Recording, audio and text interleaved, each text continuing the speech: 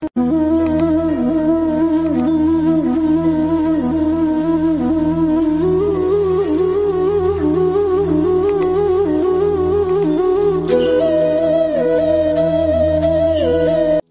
নিতাই, জয় রাধা মদন মোহন। সকল গৌর ভক্তবৃন্দকে জানাই আমার মদন মোহন ইউটিউব চ্যানেলে আমার দণ্ডবোধ।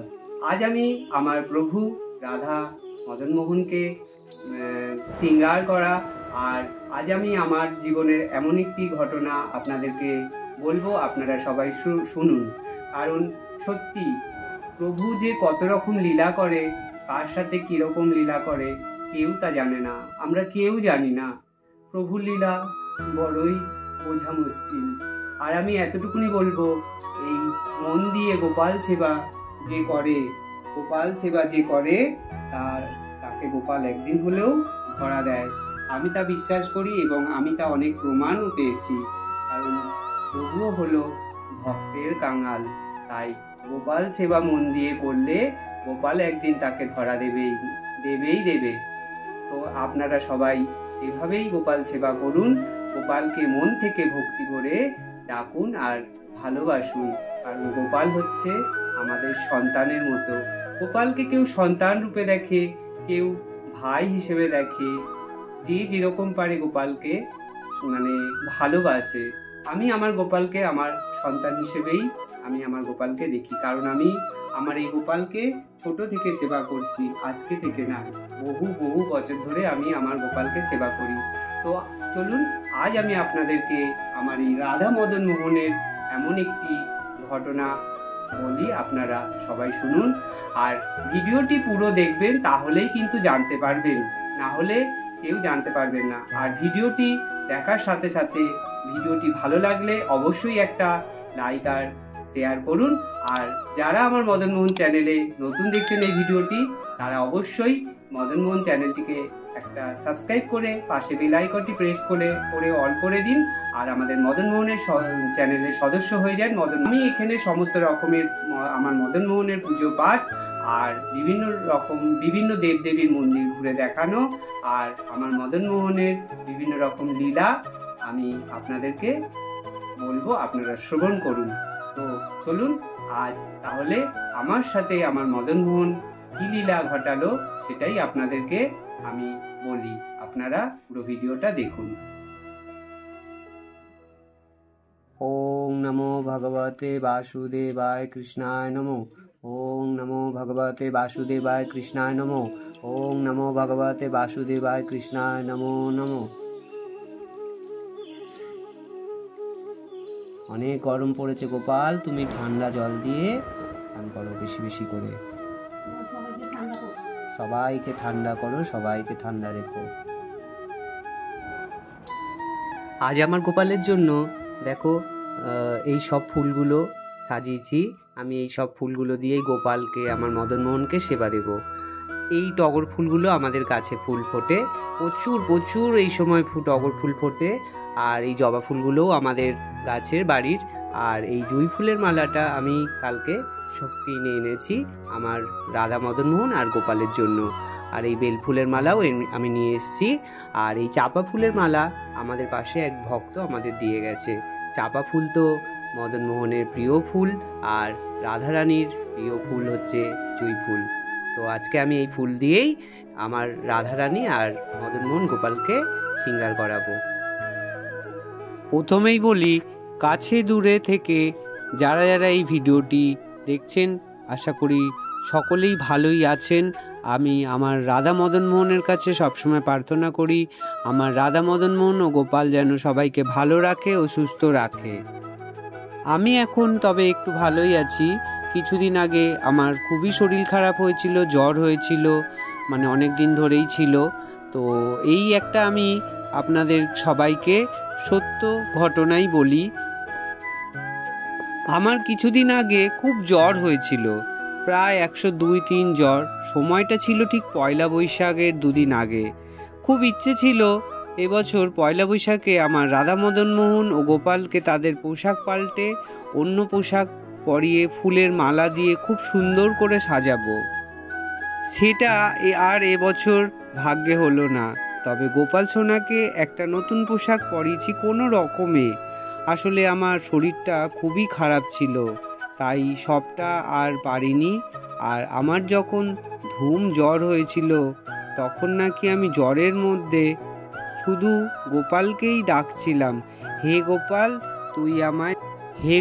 তুই আমায় একটু দেখ। তখন আমার মা আমাকে বলছে, তুই শুধু গোপালকেই কেন ডাকছিস, তোর মদনমোহনকে ডাক। তো আমি আমার মাকে নাকি বলেছিলাম যে মদনমোহনকে ডেকো না, ওরা ঘুমাচ্ছে, কারণ আমি তো গোপালকেই ছোট থেকে সেবা করি, তাই না? এটা কিন্তু আমার মনে ছিল না, আমার মা আমাকে পরে বলেছে। তারপর যাই হোক, আমি একটু একটু করে সুস্থ হলাম। আর আমার মা দিদি খুবই অসুস্থ হয়ে পড়ল, তারাও আর উঠতে পারছিল না। একদিন আমার মদনমোহন ও গোপালকে সেবা দিতে দিতে বললাম, হে প্রভু, কি এমন অন্যায় বা ভুল করে ফেলেছি যে আমাদের তিনজনকে এত কষ্ট দিচ্ছ? প্রভু, আর কষ্ট দিও না।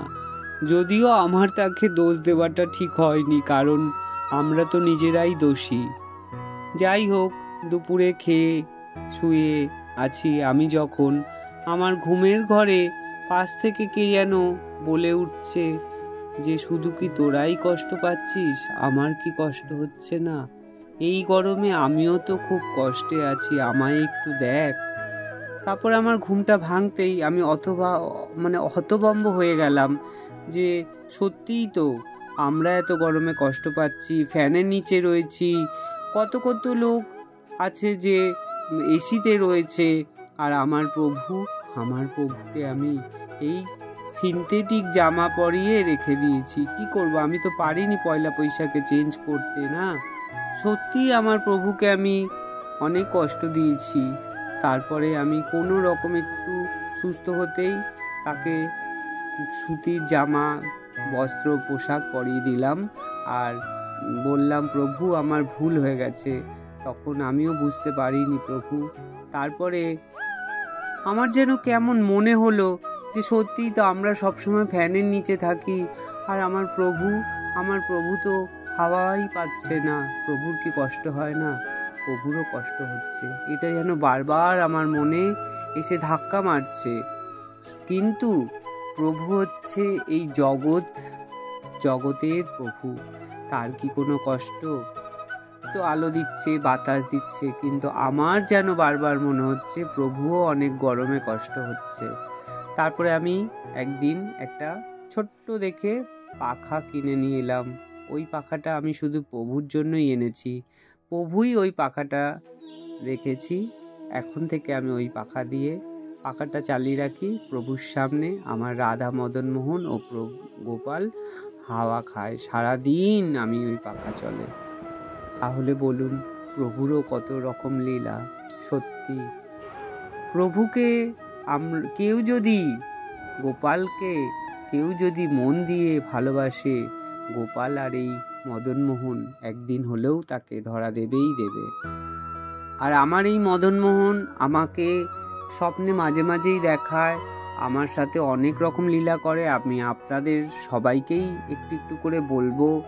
আর আপনারা যারা কাছে পিঠে থাকেন, কারোর যদি মনে হয় যে আমার এই মদনমোহন দর্শন করতে আসবেন বা প্রসাদ সেবা করবেন, অবশ্যই আমার সাথে যোগাযোগ করতে পারেন। আমি তাদেরকে সবাইকেই বলে দেব কিভাবে আসতে হবে আর কখন আসতে হবে। ভিডিওটি আপনাদের ভালো লেগে থাকলে আপনারা অবশ্যই একটা লাইক করবেন আর আমার মদনমোহন চ্যানেলের সাথে থাকবেন। আমি আরও নতুন নতুন এরকম আমার মদনমোহনের ঘটনা, লীলা কথা আপনাদেরকে বলবো, শোনাবো, আপনারা শ্রবণ করবেন। আর যদি আমার কিছু ভুল হয়ে থাকে তাহলে আপনারা কমেন্ট করে জানাবেন, আপনাদের মন্তব্য অবশ্যই জানাবেন।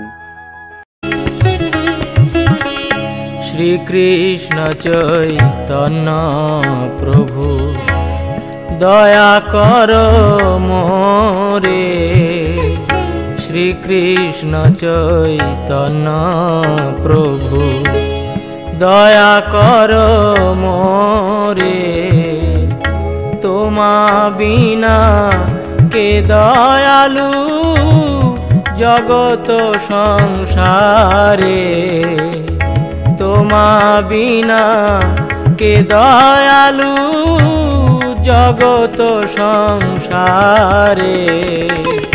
শ্রীকৃষ্ণ চৈতন্য প্রভু দয়া কর মোরে।